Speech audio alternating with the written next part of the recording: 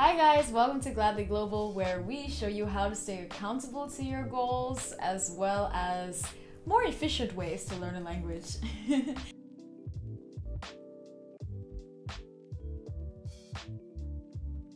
So my name is Ray. If you're new here, welcome to the channel. I love languages. I'm a polyglot. I speak 6 or 7 languages just about. And I'm currently studying in Sweden and learning Swedish. Today I'm going to be talking about my minimal notes because Anna did a video about the importance of notes and how much notes motivate her, but I am not that big of a note taker. Of course, I think notes are very important, but I've always been more of a simplistic note taker, very minimalist, very exactly what I need, nothing more, especially since you can always check back to the textbook I always felt, but Anna demonstrated.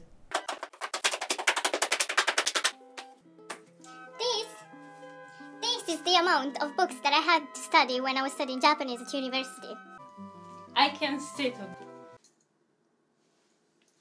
And this is the amount of language notes that I took that contains all the knowledge that is in those books.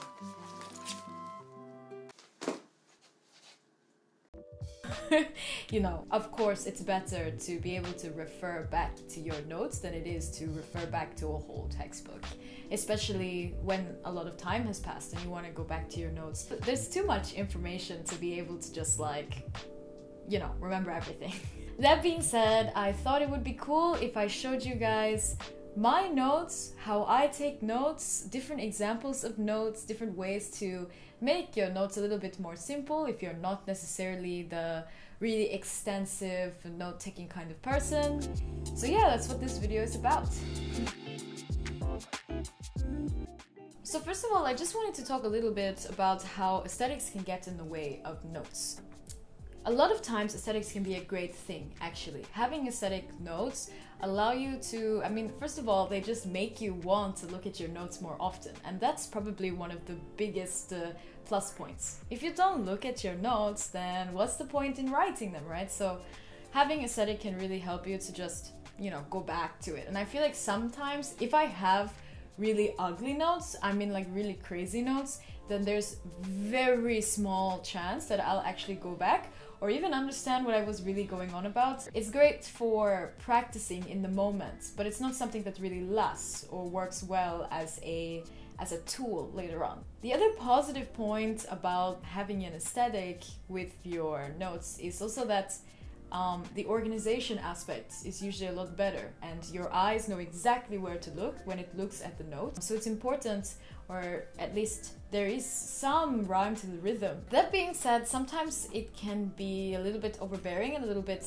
unnecessary. And one of the biggest things that I find when you focus on aesthetics is you're not focusing on the usage of the notes. So you will do a lot of superfluous things just to make the notes look nice. For example, I see a lot of Studygrammers, they create headings in other apps outside of GoodNotes, which I could never bring myself to do, because it's like, why would I spend all this extra time creating a piece of art just for one page of notes? I find it very superfluous and I could be spending that time a lot better. The other thing that I feel like aesthetics takes out of focus is that you might do exercises and certain presentations that look good but are not necessarily what's going to help you. So it might look pretty on the paper, but when you come back and study it, it might not actually be that useful for you, especially if you can find a diagram already that's pretty and looks great. So sometimes it's a lot, once again, superfluous. I'm not saying that doing these things is bad necessarily, but it's not necessary. And the people who do really pretty notes, they often get the most clout, the most, the most attention. And so we start to think that, if I do notes well, I have to do notes like them, which is not the case. The other thing about aesthetics is that sometimes when you try to really stick to an aesthetic in the opposite way, you might not want to try out different things or simplify things, or you copy way too much. So for example, lots of text looks really good in notes. Like if you just bara bara bara text, or like even recopy. I've seen people do that a lot, where they just recopy, say, some kind of news article, clip of text from a textbook, and they'll just copy the whole thing over by hand. And of course, I guess you are studying in some sense, you are going through the sentences, you're looking at it, but I don't know, I think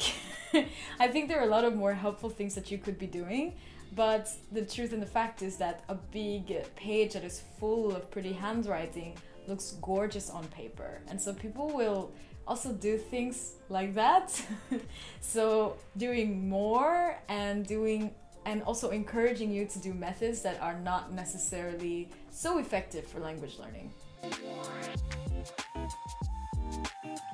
Going into the tutorial aspect of this video, I want to talk about the first thing that makes my notes really efficient, really quick, really simple, really easy, at least for me, and that is using a lot of symbols. So just like the bullet journal system, where you can have a lot of different symbols to kind of say, okay, yes, rescheduling this, changing this, moving this, and streamline your bullet journal process, you can also do this with your notes. I started to develop this method a lot when I was in math class, actually. So using the mathematical symbols instead of writing things down, I started to realize it was a really good system, even though I hate math.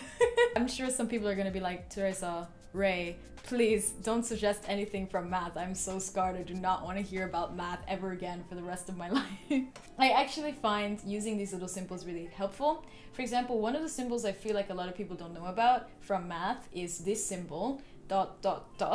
and this symbol represents therefore, and I use it a lot when I want to try and do a proof. So, okay, this sentence is like this, and this piece means this piece means that, ... some summary. And so it's not, what happens is it also helps you to compartmentalize your notes so that you don't have one big chunk of text present for you. You don't have one big barrage of notes so that your brain has to sift through, but instead you have easy, digestible little bits of information that flow together, which I think is a lot more helpful. I should also mention for you guys that I'm an audiovisual learner, so I think part of that is also that. Some people might prefer the long form text.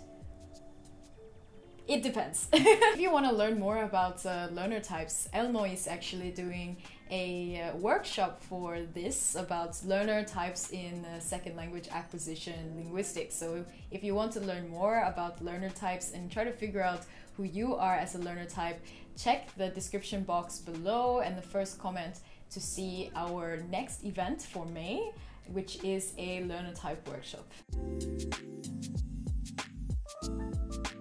Okay, so the next part of this video, what I wanted to introduce were different kinds of note-taking systems that I think work for different language skills. So for example, when you're studying vocabulary versus when you're studying grammar versus when you're studying reading or a concept, then I think I would do my note-taking very differently based on what I'm focusing on, what I want my notes to do for me later on. Of course, there will be many other suggestions, and I encourage you to leave them in the comments down below so that people can also learn from you, learn from your methods, and maybe we can share around different things that we're thinking, different ways that we do things. So the first type is vocabulary. So for vocabulary, I think that working with mind maps and concept maps are actually some of the most helpful ways to write notes. Something that you can check back to and also have an overview of the words and test yourself if you know them by covering half of the page or covering part of the page and moving along the page in different motions. The difference between a concept map and a mind map is that a mind map has like bubbles, and they connect and jump and point to lots of different areas on the paper because you are letting your brain freely move, whereas a concept map is a little bit more technical and you already decide in which parts of the paper you want certain kinds of words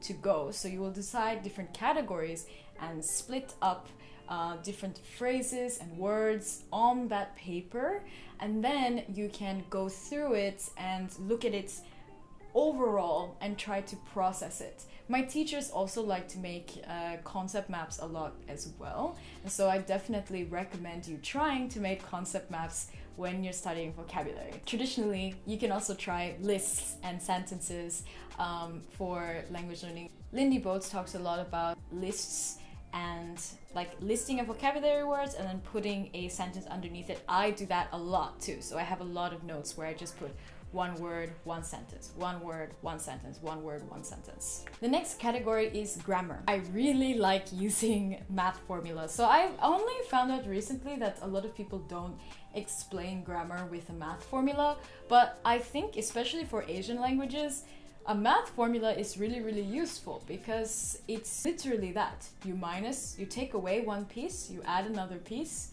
Yeah, so I express it in a very simple way that I understand. Lots of people write it slightly different because there's different symbols and things across countries and across classes. So try to find a way that you feel most comfortable with, that you understand in one glance, or that you can take time to sift through and understand. But this way gives you a very short overview of what it is, that you can remember it like you can store it in the back pocket of your mind very easily. Then you can elaborate after that bit. I usually put a little box next to the grammar structure, and then on the right side I'll put like a box where I put a small explanation or elaboration on what this thing actually is.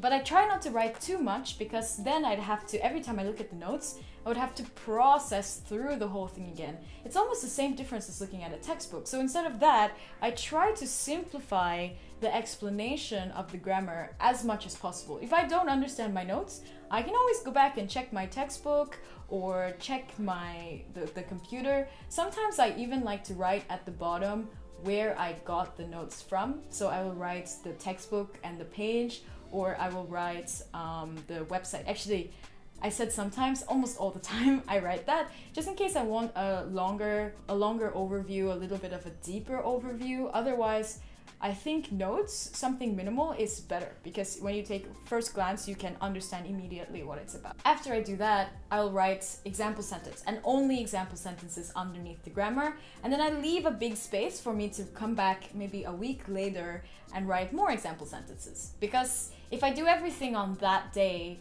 I'm probably not gonna actually remember everything on that day. Sometimes I need to let the information sit for a little bit and then come back to it, if you know what I mean. So I always leave a space for me to come back and work with the new grammar that I wrote down. And the third point I have is about scribbling on PowerPoint. So this point is a little bit more for people who are doing a course, or they're in high school, or they're in university, and they have some kind of outside thing that they're learning from. Maybe you're also doing an online course as a self-study learner, like one of the free books or something like that. But if you have a PowerPoint, and not only a PowerPoint but typed notes, then this tip might help you. First of all, we all know that writing things by hand actually helps you to remember things more, right? But it's not always that viable to write everything by hand when your professor is talking, because they talk really fast, you might not be the fastest writer, and so instead of that, it's so much better to type if you have a laptop that you can use in class. What I try to do is get the best of both worlds with that, and so I type out my notes during class, and then after the class is finished, I will look at both the PowerPoint and my notes, either print it out or send them to my iPad and write in the margins, scribble all over, or add another page, flip the paper over and write my notes on those pieces of paper on that PowerPoint in my iPad. And what's great about this is it helps you to get your thoughts out, get your reviews, also look back and think more about what happened in class and take things a little bit deeper. And then if there's something that is very complicated, or something that maybe you put way too many notes on the PowerPoint, on the pieces of paper, the notes paper that you took out, and you're like, oh my god, I can't understand anything that I wrote, then you might want to consider the next and last tip, which is creating a study guide. So in a study guide, especially for me, I always do study guides. I'm a big study guide believer. But what you'll notice is that the aesthetic notes and the study guides tend to be relatively similar, but the thing is that I much more prefer to do study guides right before a big test, right before a big moment, a D-Day, going to the country for the first time, or having a conversation with someone the next week.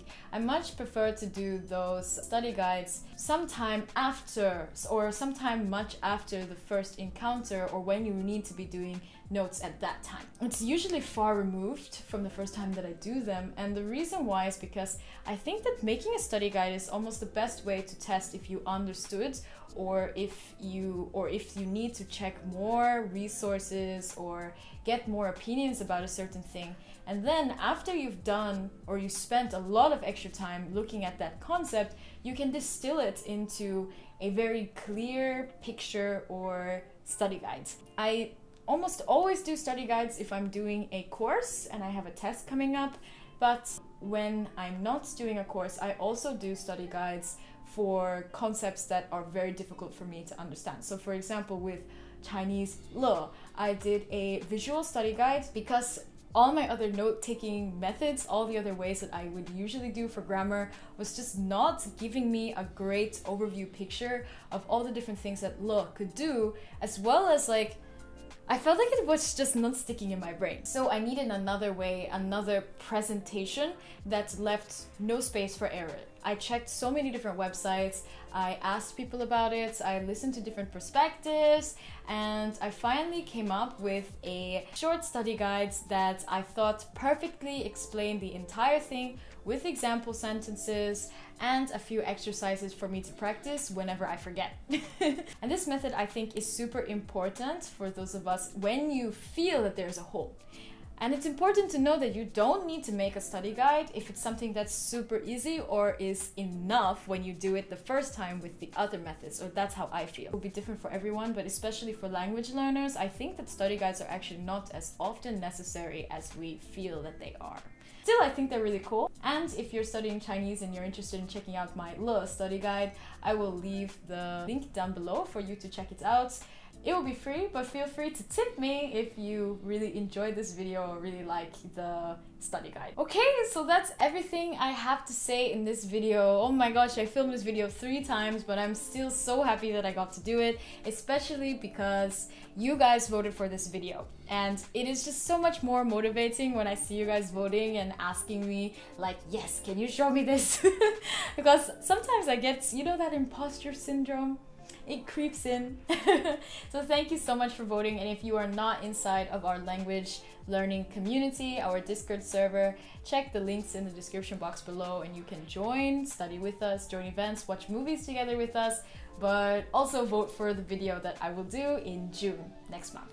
Okay, that's it. Thank you so much to all of our Patreons, to our Gladly Global members. I'll see you guys on Sunday or in one of the study sessions that we have throughout the week. Thanks for stopping by. I'll see you guys another day.